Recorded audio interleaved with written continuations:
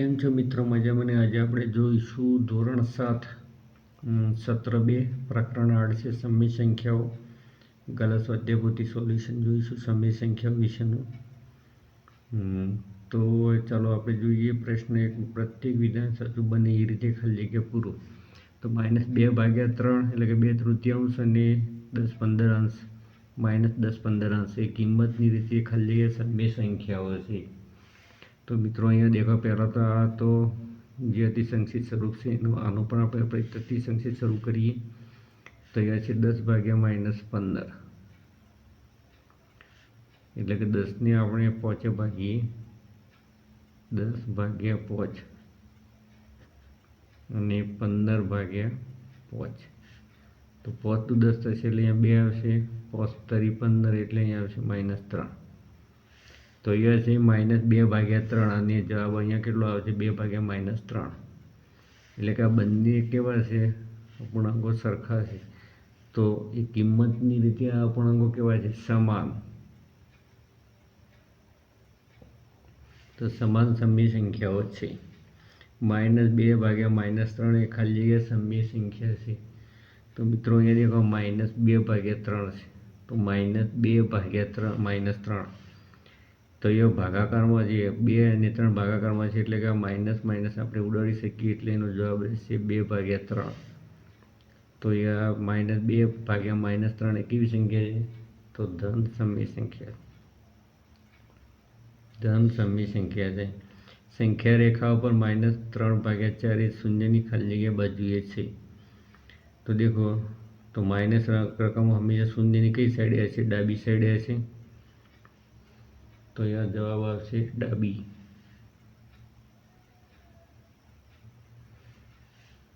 આપણે સંખ્યા રેખા દોરીએ તો અહીંયા છે 0 અને આ કેટલા ભાગ પડેલા છે? અહીંયા 3/4 છે. તો 1/4, 2/4, 3/4 અને 4/4 એટલે 1 પૂરો થઈ જાય -1. તો -1/4 પછી -2/4 પછી -3/4 -4/4 એટલે કે -1. તો એ જે -3/4 તે શૂન્યની કઈ સાઈડે છે? ડાબી સાઈડે. તો આ શૂન્યની ડાબી બાજુએ છે. પછી જોઈએ સંખ્યા રેખા પર 4/5 એ શૂન્યની ખાલી જગ્યા બાજુએ છે. તો મિત્રો એ રીતે પ્લસ સંખ્યા એ શૂન્યની કઈ સાઈડે હશે? તો જમણી બાજુએ હશે. તો અહીંયા કેટલા ભાગ છે? કુલ ભાગ 5. 1, 2, 3, 4 અને 5 એટલે 1/5, 2/5, 3/5, 4/5 અને 5/5 એટલે થઈ જશે 1. અહીંયા છે 4/5 એટલે કે 4 પંચમાંશ. તો શૂન્યની કઈ સાઈડે છે?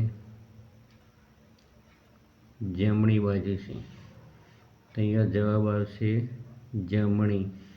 સંખ્યા રેખા પર -2 અને 2ની વચ્ચે ખાલી જગ્યા સમય સંખ્યાઓ છે. તો મિત્રો કોઈ પણ સંખ્યાની વચ્ચે અસંખ્ય સમય સંખ્યાઓ આવેલી છે. તો અહીંયા જવાબ આવશે અસંખ્ય. 3/5ની અંશ અને છેદમાં સામાન્ય અવયવ 1 છે. તેથી તે ખાલી જગ્યા સમય સંખ્યા કહેવાય. તો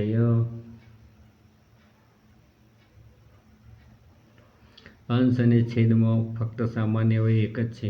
તેથી તે કેવી સંખ્યા કહેવાય છે? પ્રમાણિત સમય સંખ્યા.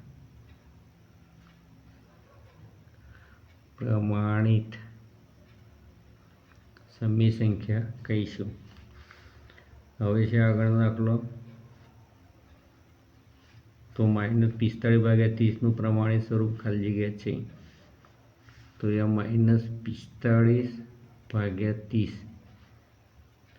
આપણે 15 ભાગીએ આ બંને સંખ્યાઓને. તો 15 × 45 એટલે -3, 15 × 30 એટલે 2. તો -3/2. તો -3/2 એટલે શું છે? એનું પ્રમાણિત સ્વરૂપ છે. પ્રમાણિત સ્વરૂપમાં ફેરવા માટે આપણે શું કરીશું? એને ભાગીશું સરખી રકમ વડે. 1/3 1 પંચમાંશ કરતા ખાલી જગ્યા સમય સંખ્યા છે. હવે 1/3 અને 1 પંચમાંશ કરતા કેવી સંખ્યા છે? જોવા માટે આપણે એના છેદ કેવા કરીશું? સરખા. તો અહીંયા છેદમાં 2 અને અહીંયા છેદમાં કેટલા છે? 5. 5ને 2 વડે ગુણીશું, 2ને 5 વડે. પછી ઉપર 5, નીચે 2 તો ઉપર 2, એટલે 5 એકા શું થશે? 5. 2 પંચું 10, અહીંયા 2 એકા 2, 5 દુ 10. તો આ 5/10 અને 2/10, તો એ 5/10 કેવા છે? મોટા છે. માટે આ સંખ્યા કેવી હશે? મોટી. તો 1/3 1/5 કરતાં ગ્રેટર દેન સમય સંખ્યા છે. 4/7 અને 6/7ની વચ્ચેની સમય સંખ્યા ખાલી જગ્યા છે 4/7, તો 5/7 આવશે. પછી 6/7, તો આના વચ્ચે શું આવશે? 5/7.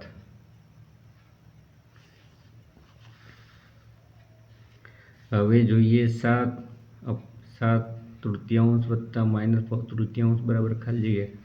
તો મિત્રો અહીંયા બંનેનો સરવાળો કરવાનો છે. 7/3 વત્તા -5/3, બંનેના છેદ કેવા છે? સરખા છે, એટલે આપણે સરવાળો કરી શકીશું.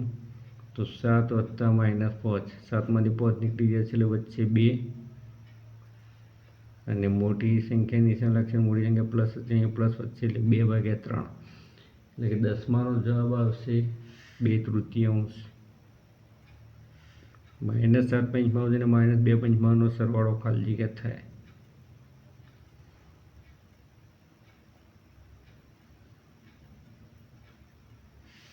તો અહીંયા -7/5 વત્તા -2/5, અહીંયા બંનેના છેદ કેવા છે? સરખા છે, એટલે કે -7 વત્તા -2/5. 7 ને 2 9, -9/5. હવે આપણે 9ને 5 વડે ભાગીએ તો 5 એકા 5, એટલે 1.4/5. બંનેનો સરવાળો આવે છે -1.4/5 થાય. હવે અહીંયા 12 નંબર છે, ગુણાકારમાં છે. -3/5 ગુણ્યા 25/6, એટલે કે આપણે આને ઉડાડીએ તો 5 5 25, 3 દુ થશે 6, એટલે કે -5/2. 5/2 કરીએ તો 2 દુ 4, 1 વચ્ચે 2 પૂર્ણાંક અને 3.1/3.